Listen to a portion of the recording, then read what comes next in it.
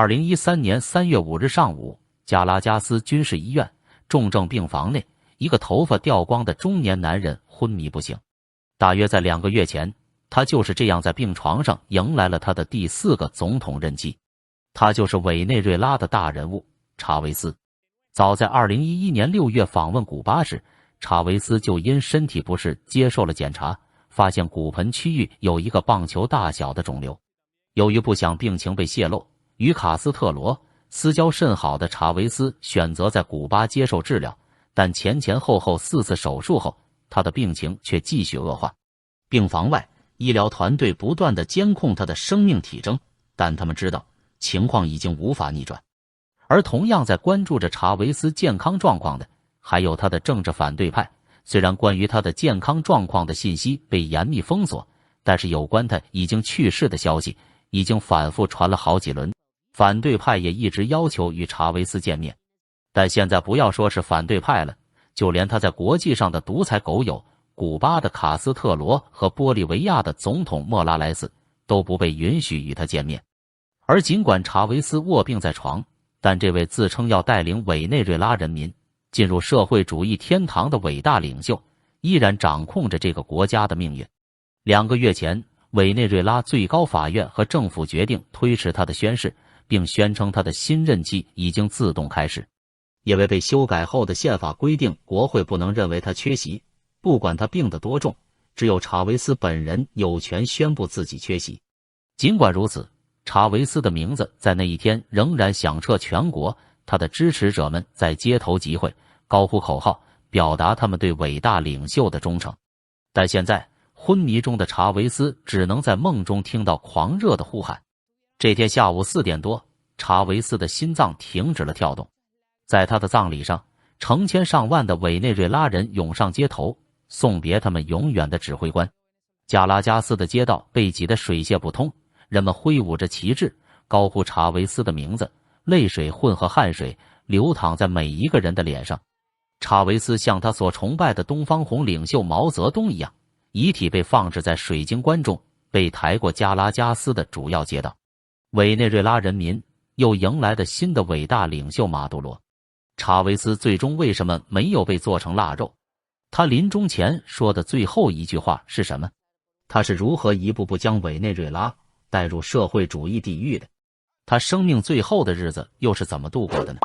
下面就快订阅 Zero 档案，我们将为您讲述马杜罗的革命导师，委内瑞拉的红太阳查韦斯最后一天的故事。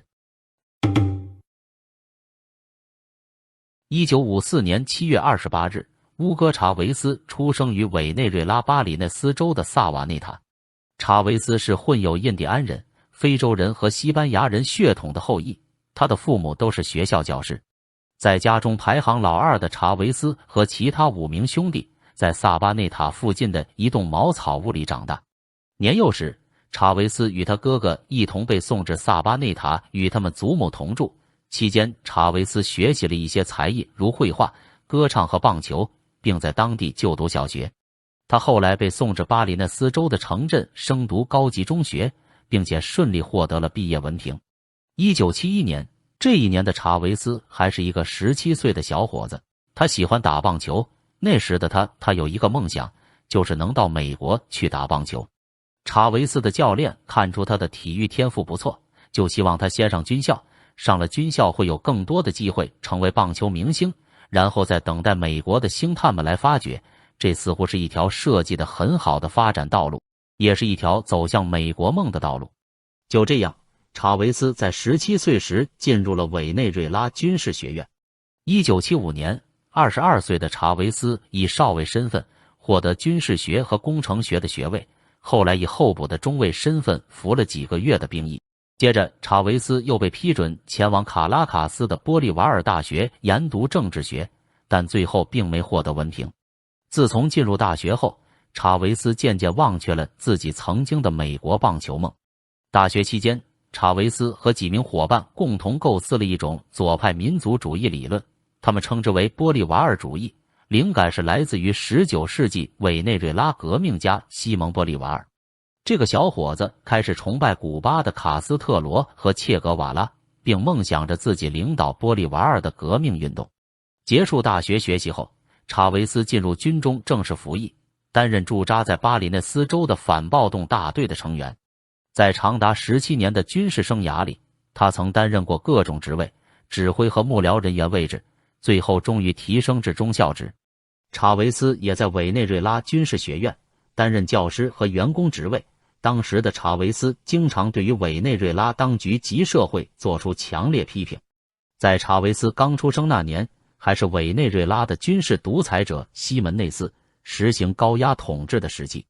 在经过了1958年的军事政变，推翻了西门尼斯的独裁统治后，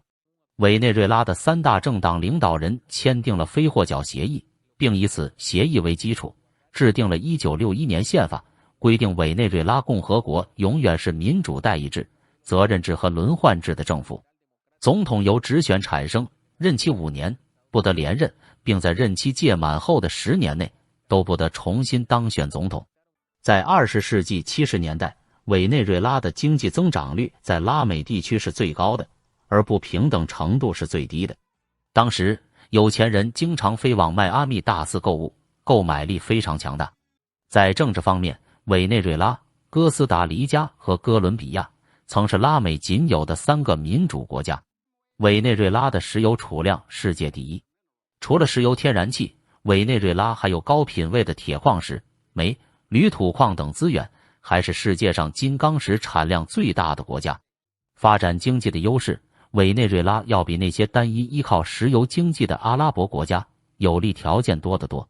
经济高速发展的时期，人人手上都有钱，没有人会想着革什么命。但这么多年来，查韦斯一直没有忘记他要带领委内瑞拉进行玻利瓦尔革命的梦想。在委内瑞拉的民主体制下，查韦斯成立了玻利瓦尔革命运动组织。之后，查韦斯继续升任一些高等级的职位，还数次获得勋章。他的教师生涯为他积攒了不少人脉，抨击政府腐败的言论也让他获得了不少关注。1992年这一年，查韦斯的机会来了。在总统佩雷斯执政时期，委内瑞拉的经济状况一直低迷不振，人民不满的声浪也持续高涨。嗅到机会的查韦斯为发动军事政变进行了大量的准备工作。政变原本的日期选在1991年12月，最后延至1992年2月4日早上才发动。根据计划，查韦斯所指挥的5个营的武装部队将会进入卡拉卡斯市区，攻击并占领市内主要军事和通讯设施，包括总统官邸、国防总部、军事机场和历史博物馆。查韦斯的最终目标是俘虏时任总统佩雷斯。当时查韦斯的部队数量仅占委内瑞拉全体军事部队的 10%， 同时许多叛徒、泄密、计划错误和其他预料之外的差错，很快便使查韦斯陷入不利的情况。最致命的是，一小队政变内部的叛徒切断了与历史博物馆的联系，使查韦斯无法与其他潜伏在各地委内瑞拉军队里的间谍和内应取得联系。更糟的是，查韦斯的盟友无法在国家广播电台播放他们事先录制的起义宣言。当政变展开时，他们也没有成功擒获总统佩雷斯。其他地区的政变部队虽然获得了一些进展，但是查韦斯的部队最终无法攻占首都卡拉卡斯。在政变失利后，查韦斯向政府自首，他被允许在国家电视广播上呼吁其余的叛乱部队停火。当他进行呼吁时，他还讽刺道，他只是暂时的失败了。查韦斯成为了全国的焦点人物，许多贫穷的委内瑞拉人视他为对抗政府贪污和腐败的英雄人物。查韦斯被送往监狱服刑，进了监狱大门之后，他打电话给自己的第一任妻子，让他送几本书进来。查韦斯需要从那一位伟大的偶像那里获得营养。妻子照办了。查韦斯沉下心，开始读他伟大的偶像的那些书籍，书的名字叫做《毛泽东选集》。后来，查韦斯曾公开表示自己是伟大舵手毛泽东的崇拜者和追随者。在监狱里，查韦斯读了许多翻译成西班牙语的毛泽东著作，这对他的影响应该很大。1956年，毛泽东曾会见过2位拉美客人，提到美帝国主义是纸老虎，并称要从战略上藐视他，从战术上重视他，跟他做斗争这么一套理论。而查韦斯在监狱的铁窗中如饥似渴地汲取了东方毛太祖著作中的养料。他学会了政治上的欺诈，学会了党指挥枪，这一切在他的未来革命实践中都得到了很好的实践和验证。被监禁2年后，查韦斯于1994年被新上任的总统拉斐尔赦免。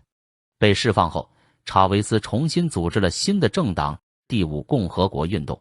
2年的监禁并没有动摇他想要带领委内瑞拉进行玻利瓦尔革命的想法。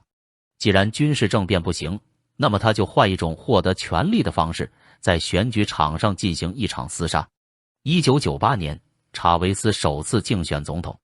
查韦斯以他所提出的玻利瓦尔主义作为他政见的基础。查韦斯与其追随者称，他们的目标为铺设一个新共和国的根基来取代现有的制度。他们向民众鼓吹，现行的2党制传统只不过是政治分赃的制度。查韦斯利用他的领导魅力和突出的演说风格，大量运用市井语言和粗话的方式，赢得了委内瑞拉工人阶级和大量的低收入人口的支持。1998年5月，查韦斯的民调已经上升至 30%， 到了8月又窜升至 39%。 最终，查韦斯在12月6日的选举中以 56% 的得票率获胜，当选左派委内瑞拉总统。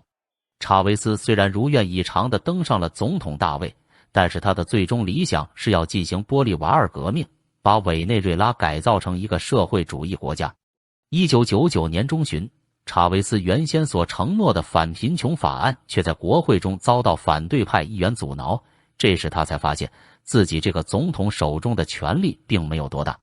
而且根据宪法的规定，总统由直选产生，任期5年，不得连任，并在任期届满后的10年内都不得重新当选总统。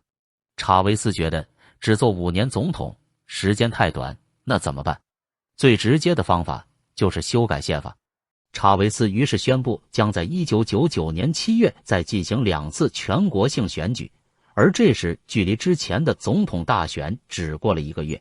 第一个选举中，制宪的公民投票以 72% 的同意票通过，而在第2个选举中，查韦斯的第五共和运动以及其他联盟政党赢得了制宪会议中 95% 的议席。稳操胜券的查尔斯将自己要打造的政治体系称为参与制民主，认为代议制民主并不能使人民参与到政治中来，无法反映人民的真实意愿。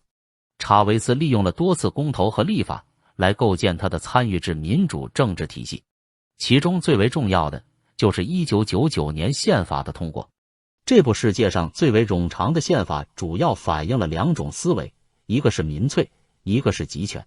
以公投取代议会政治是查韦斯参与制民主中极为重要的一环。该宪法规定，公民有权发起4种公投：罢免、批准、废除和咨询，这为查韦斯后来废除任期限制等扩权奠定了基础。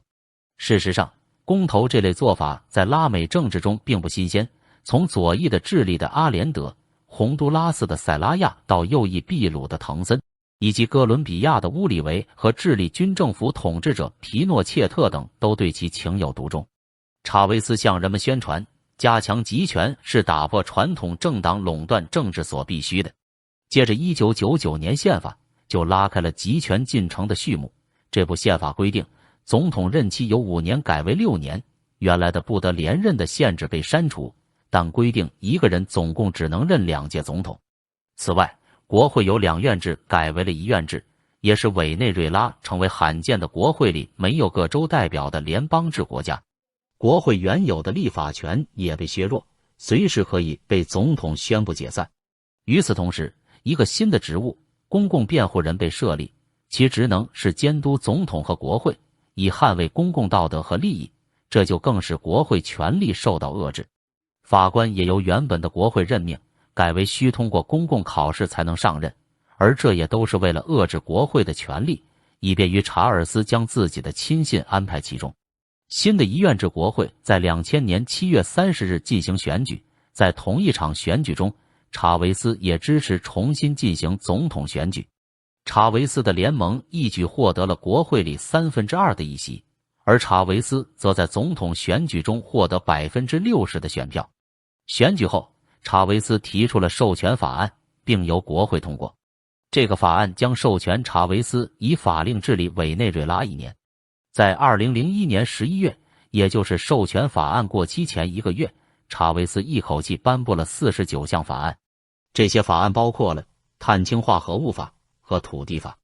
至此，查尔斯这个总统已经在某种程度上同时具有行政、立法和司法权，3权合一。而讽刺的是，这一切其实都是通过合法程序实现的。查韦斯利用人们对民主这个模糊概念的信念，轻松摧毁了那些不受信任的民主建制机构。委内瑞拉传统的民主制大厦在顷刻间轰然倒塌。仅仅在上台不到2年的时间里，查韦斯就利用公投和修宪将自己的总统权力最大化。那么接下来要考虑的就是如何开展社会主义式的改造了。查韦斯架空国会、法院和地方政府的那些参与制民主之举，在反对者看来是想独揽大权，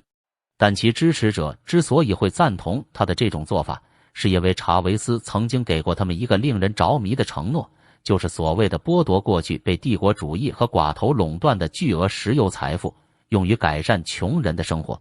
的确，在上台以后，他花费了出售石油的巨额收入来建设住房、医院和校舍，用来稳定物价，补助农户和帮助贫困的人。但是他改善穷人生活的方式是非常乌托邦式的，最典型的就是贫民别墅区这个概念。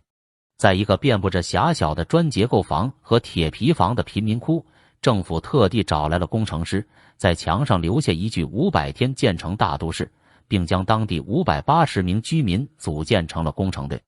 2年内，这里被改造成为由窗明几净的独栋小楼组成的别墅区。除了住宅，儿童教室也在社区内兴建起来，甚至还有修建配套游乐场的计划。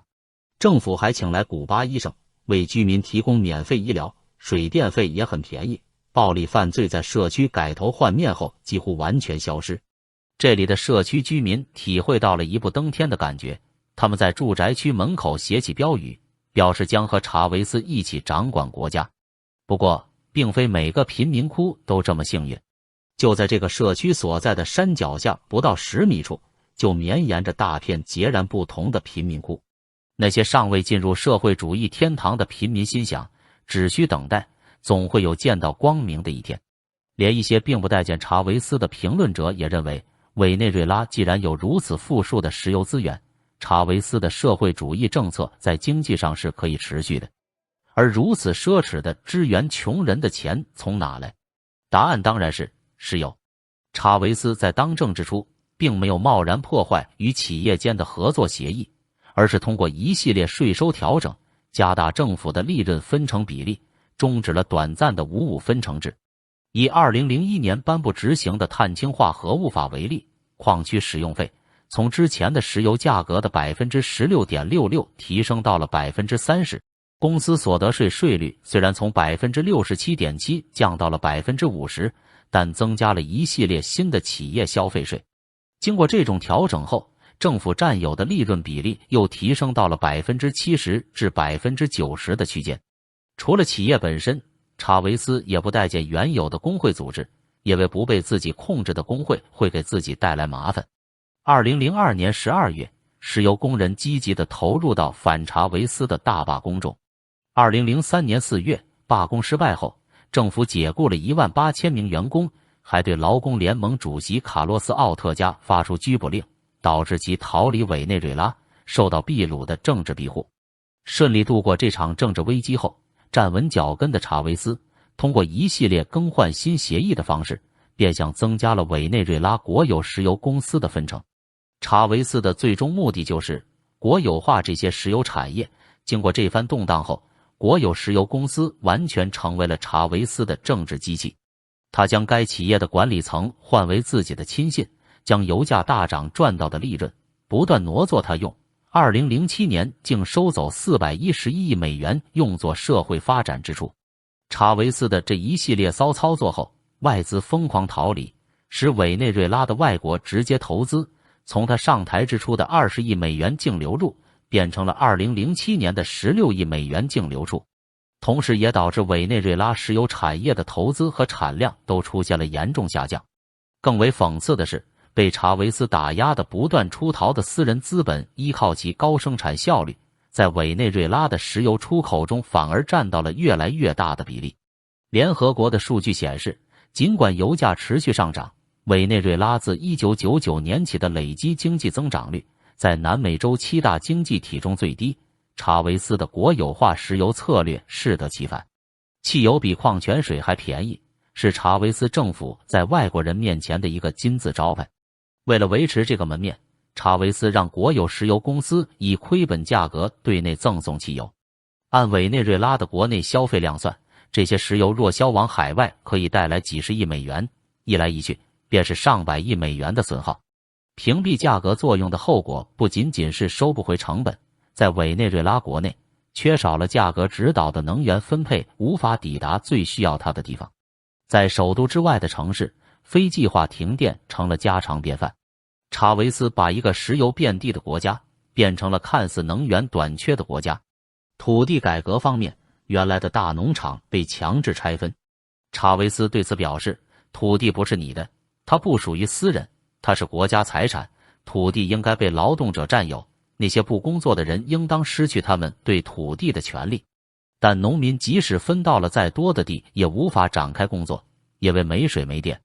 查韦斯曾经号称要实现粮食主权，然而他当政10年后，委内瑞拉的食品进口率从原来的 40% 上升到了 70%。食品的进口贸易受到政府的严格管制，与美国关系的交恶也对此造成负面影响。委内瑞拉转而从他的友邦那里寻求供给，比如从中国进口奶粉。这个小国一度成为中国奶粉最大的海外消费者，牢牢占据中国奶粉1半以上的出口额。在委内瑞拉的超市，几乎没有不缺货的食物，食用油、糖、面粉、玉米粉。政府将这种状况归罪于商人的囤积与炒作。他们甚至突击搜查过百事可乐的仓库，缴获白糖8520吨。尽管百事可乐生产商拥有政府的进口许可证，然而食品越是短缺，政府却越是热衷于价格管制。他们为12种基本食物制定了最高价格，严禁涨价。但与之同时存在的是惊人的浪费。曾有报道称，有23000磅腐烂的鸡肉被倾倒在委内瑞拉东部农村的一个垃圾场，包装袋上写着政府粮食计划署。查韦斯政府则称此为反玻利瓦尔革命的谣言，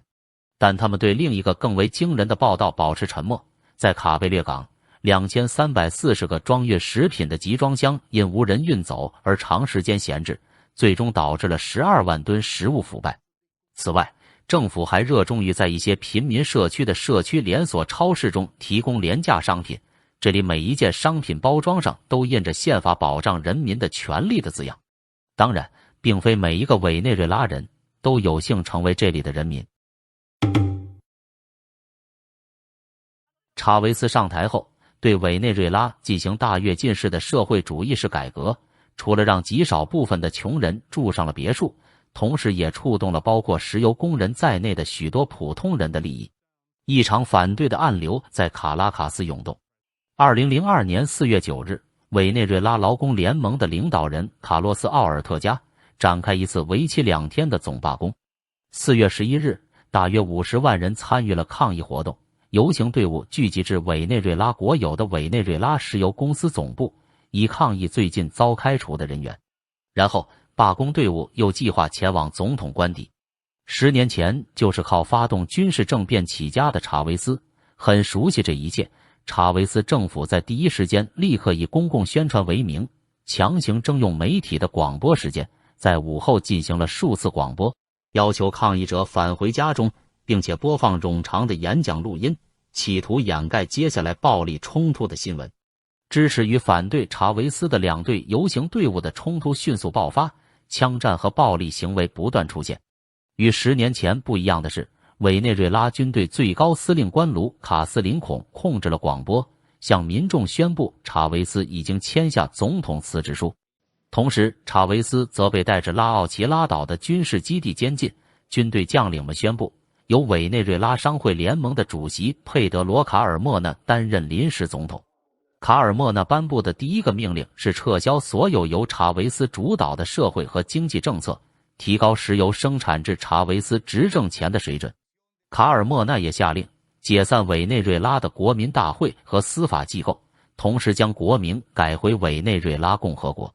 但是很快，忠心于查韦斯的部队则展开反政变攻击，这些士兵进攻并收复了总统官邸，并且救回了遭俘虏的查韦斯。短命的政变政府只存在了2天就垮台，查韦斯在2002年4月13日晚上连夜重新复位。虚惊一场的政变让查韦斯真真切切地感受到了不安全感。查韦斯重新执政后，他立即下令针对政变展开调查。那么问题来了，人民为什么要反对我查韦斯？难道是我的改革做得不好而导致的吗？当然不能这么说。所以委内瑞拉的官方报告给出的结论是，这场政变是由境外势力美国发起的。遇事不决怪美国，美帝亡我之心不死。查韦斯是掌握了反美精髓的。重掌权力后，查韦斯的第一件事就是立刻开始稳固军队对他的支持度。首先，查韦斯开除了6个将军，并且彻底清洗了委内瑞拉军队的上层指挥阶级，让拥护查韦斯的人员来替代原来的军队官员。政变危机解除仅仅数个月后，查韦斯政权又迎来了另一波危机。他在2002年底试图彻底控制委内瑞拉石油公司和其收益，导致了汹涌如潮的石油工人罢工和接下来的罢免总统公民投票。在反对派的领导人几经波折的推动下，选举委员会在2004年6月8日宣布召开了罢免公投。查韦斯和其政治联盟也开始动员选民投下否的选项，结果是查韦斯胜了。罢免投票胜利后，意气风发的查韦斯宣称，他在对抗贫穷之外，也将会展开对帝国主义的斗争。表面上宣传会展开与反对派的对话，但查韦斯政府不久后就开始报复罢免公投的发起人，控诉他们叛国和与外国势力通敌，指控他们经由收受美国的资金。经过了一系列的罢工和被罢免的危机后，站稳脚跟的查韦斯开始意识到了管控媒体的重要性。在2005年3月，查韦斯政府颁布了一系列的媒体管制法案，判定媒体毁谤和造谣公共官员是非法的行为，对查韦斯和其他官员进行人格诋毁，将可能招致最长40个月的刑期。查韦斯同时也意识到，必须在国际上寻找自己的盟友，他开始专注于委内瑞拉的外交关系。经过一番努力，他争取到包括阿根廷的内斯托尔基什内尔、中国的胡锦涛、古巴的卡斯特罗和伊朗的内贾德的友谊。在2005年3月4日，查韦斯宣称由美国支持的美洲自由贸易区已经死了。查韦斯宣称新自由主义的发展架构是无法套用至拉丁美洲国家的，因此反面的反资本主义的架构才能增加委内瑞拉、阿根廷和巴西等国家之间的贸易和外交关系。查韦斯也宣称，他希望建立一个与北大西洋公约组织类似，但属于拉丁美洲的军事合作架构。在2004年和2005年，查韦斯也试图让委内瑞拉军队减少在武器来源和军事方面与美国的连结。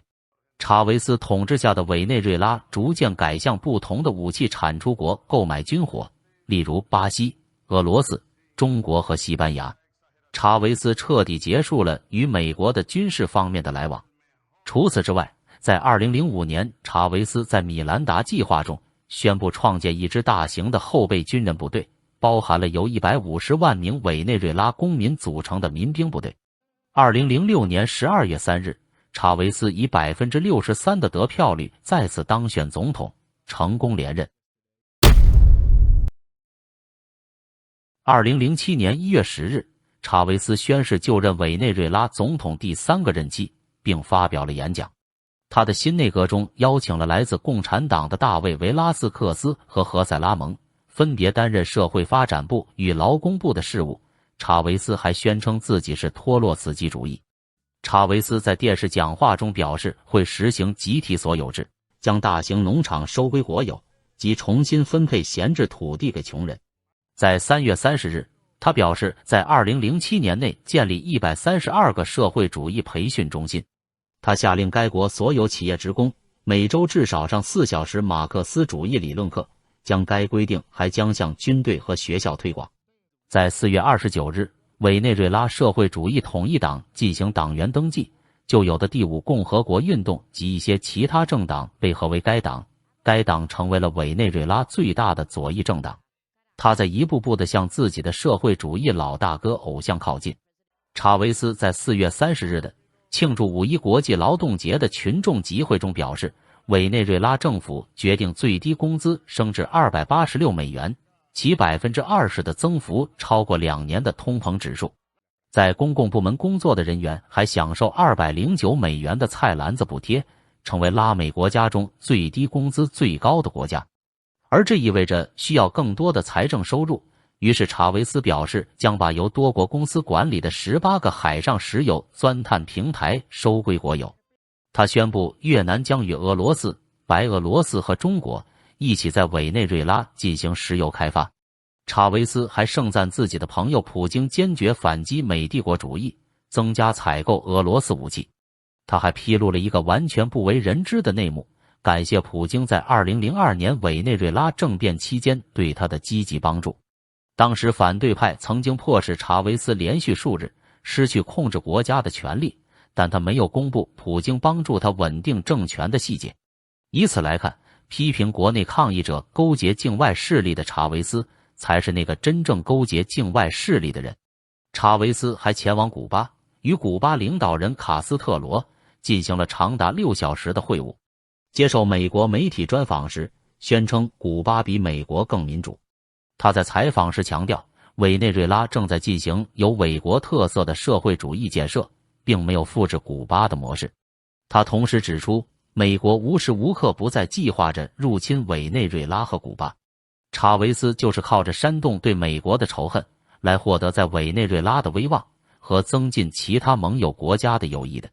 他还曾经先后6次到访中国，是拉美现任领导人中访华次数最多的总统。1999年10月，上台仅8个月的查韦斯在首次访华时就主动提出要参观毛泽东纪念堂。他对中国媒体说：“我崇拜毛泽东，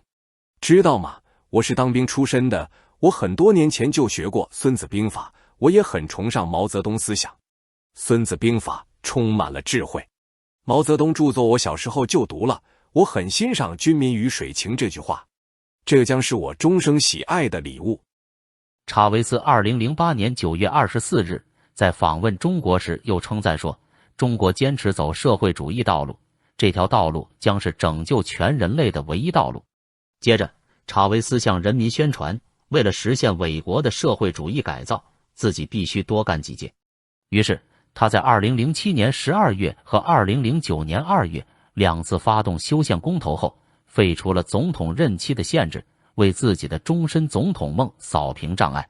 2012年10月8日，查韦斯在2012年委内瑞拉总统选举中击败反对党候选人卡普利莱斯，第4次连任总统。本来如果按照这个路线发展下去，查韦斯绝对会成为社会主义委内瑞拉的太阳，但是他没等到那一天。像历史上大多数独裁者的死前一样，查韦斯死前的消息总是把他说得很健康，说他活力十足，精力旺盛。尽管全世界都知道他患了癌症，他也把自己患癌宣传成是美国的阴谋。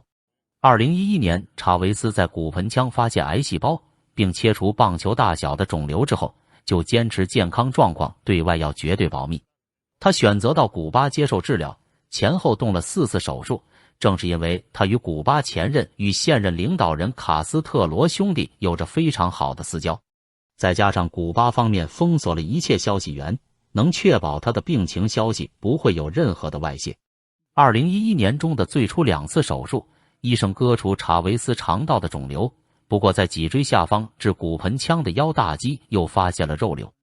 而去年12月11日的最后一场手术难度最高，长达6小时，病情非常不乐观，查韦斯甚至发生了出血与严重的肺部感染，手术期间脉搏数度停止，爆出病危，靠急救才恢复了生命迹象。虽然化学治疗和放射治疗能够大大缓解他的病情，从而使查韦斯得以能够参加2012年10月的连任选战，但查韦斯需服用大量药物才能在多场造势活动中露面，而且是在极大的痛苦下跑完了选战。就在竞选活动最后一天行程之中，他强撑着在大雨中站了数小时，但最后实在撑不下去了，不得不取消了最后一场的造势活动。不出意料的，他在选举中再度胜选，并在随后公开露面了几次。不过数星期之后，他又再度飞往古巴接受治疗。自由民主国家的领导人要随时向公众公布他的健康情况，以便让公众知道他是否还适合领导这个国家。但已成为独裁国家的委内瑞拉却不是如此，而是把领导人的健康当成国家机密，这算专制政治的一大特色。2013年1月10日，癌症晚期的查韦斯正躺在哈瓦那一家医院的病床上时，在加拉加斯举行的一场典礼中，他象征性的宣誓就任委内瑞拉新一任总统。大限将至的他并没有安排自己的权力交接，而是选择在病床上继续连任，他决心要把总统做到死。而在现场参加虚拟就职典礼的人群被一段查韦斯唱国歌的录音感动得热泪盈眶。委内瑞拉正在经历一种既有领导人又没有领导人的离奇境况，人们虽然看不到查韦斯，但他的声音却持续着。取而代之的是他的副总统马杜罗在媒体上描述着查韦斯在重症监护室里的情况。马杜罗说，总统即将康复，还在继续履行自己的职责，依旧在发号施令。最高法院也表示，国会不能认为他缺席，因为不管他病得多重，只有查韦斯本人有权宣布自己缺席。反对派要求提供查韦斯还在世的证据，仿佛他遭到了绑架。日复一日，无论是在街头巷尾还是在推特上，委国总统不断的去世，然后又复活。终于在2013年3月5日这天，已经独裁统治委内瑞拉14年，而且还想继续带领委国人走向社会主义天堂的查韦斯嗝屁了。58岁的查韦斯在临终前的最后一句话是：我不想死，请救救我。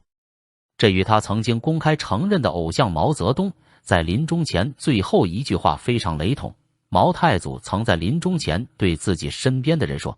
我很难受，快叫医生来救我。这两人虽然未曾谋面，但临终前说的话却出奇的一致。从这一点上看，查韦斯的确是毛主席的好学生。就这样，查韦斯在不能继续为委国人民服务的遗憾中面见了马克思。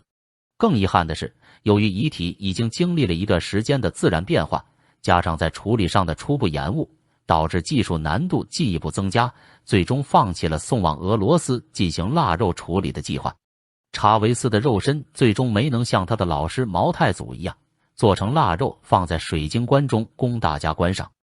而在矗立着的巨大的查韦斯雕像下，查韦斯选中的接班人副总统尼古拉斯·马杜罗正等待着继承查韦斯的超凡魅力。然而，查韦斯的遗产不仅仅是纯粹的救世主式的热情，还留下了一个问题缠身的国家，政治分歧严重，暴力犯罪骇人听闻，每年几万起的杀人案，经济严重扭曲，既有南美最高的通货膨胀，也有全世界最廉价的汽油，生产力不断下降，货币估值过高，外债负担沉重，公共开支不受控制。而且永久消除贫困依然是一个有待实现的伟大梦想。查韦斯的早早离去对他自己似乎反而是一件好事，因为他大跃进式的社会主义改革造成的隐性问题，在他死后才全部爆发。从1999年执政到2013年在任上去世，查韦斯号称 GDP 翻了一番多，但他回避了更严重的通货膨胀问题。据世界银行统计，2012年委内瑞拉全年物价涨幅累计高达 20%， 而在之前几年，通胀甚至更厉害。委内瑞拉的经济竞争力又如何呢？多年来，委内瑞拉的石油出口额一直占该国总出口额的 95% 左右，占 GDP 总量的近 30%， 而政府收入一大半都来自石油。该国有一半的石油出口被运往美国。可以想象，如果美国也像查韦斯仇视美国一样仇视委内瑞拉，利用美国的影响力对其禁运、限其出口，那查韦斯治下的委内瑞拉的经济状况可想而知。查韦斯一直标榜要提高穷人的收入，建立经济平等的委内瑞拉。查韦斯利用国家财政对下层民众进行援助，这也是他换取选票的重要手腕。即使穷人的生活得到了短期改善，但这种方式却不可持续，它透支了国家的未来。世界经济发展史已经证明，那些主张国有化的国家必然伴随着低效率和高失业率。在查韦斯执政期间的委内瑞拉，失业率很长时间都在2位数，高失业率只会使更多的人变穷。他执政期间，基尼系数并没有明显改善，但是国有经济天然的腐败却暴露无遗。根据透明国际公布的廉洁指数排名，在176个国家中，委内瑞拉排名165位，是世界上最腐败的国家之一。经济国有化的后果已有先例无数，苏联和共产中国在国有化和集体农庄期间饿死数百万、数千万人，就是最好的证明。计划经济也为缺乏市场信号，价格往往是不真实的，这样整个国家陷入盲人摸象境地，难以组织起有效的经济生产。而由于缺少产权激励，公有制下的代工非常普遍。正如前苏联的一句名言，我们假装劳动，他们假装给我们发工资。最神奇的是，人们以为经济灾难会让政府垮台，但是马杜罗政府却神奇地把经济崩溃变成了他的政治资产。因为当经济极度短缺，而政府控制了有限供给，资源分配就成了政府控制民众的武器。从2016年开始，马杜罗政府每个月给困难家庭发1盒救济食品，尽管只是杯水车薪，但对很多家庭来说，这是唯一的救生圈。为了防止这唯一的救生圈被拿走，很多民众更加听话，甚至感恩戴德。马杜罗政府还明确表示，不给政府投票的医生不许给他们看病。可能查韦斯是真的想把委内瑞拉带入天堂，但事实是，他的乌托邦梦想却给委内瑞拉人带来了灾难。数十万的委内瑞拉人为了生存，宁愿逃出由查韦斯建造并由马杜罗继承的社会主义天堂，徒步穿过险恶的雨林，前往美国边境求一条活路。那么，那个地方是天堂还是地狱，就应该已经很明显了。